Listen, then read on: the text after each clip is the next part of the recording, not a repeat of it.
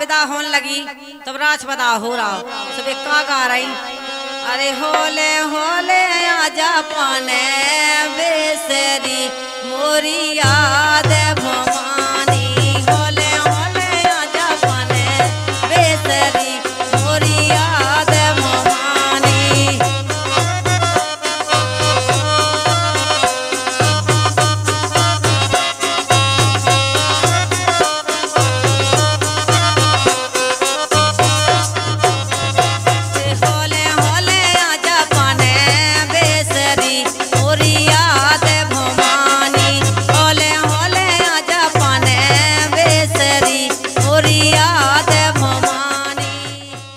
सम्मानित बहनों भाइयों, आप सुन रहे हैं पवन कैसेट टीकमगढ़ के माध्यम से गीत और संगीत की प्यारी प्यारी शानदार प्रस्तुति।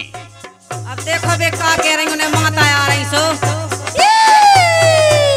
के नारिया ले ले ले पाने बेसरी मोरी याद भमा।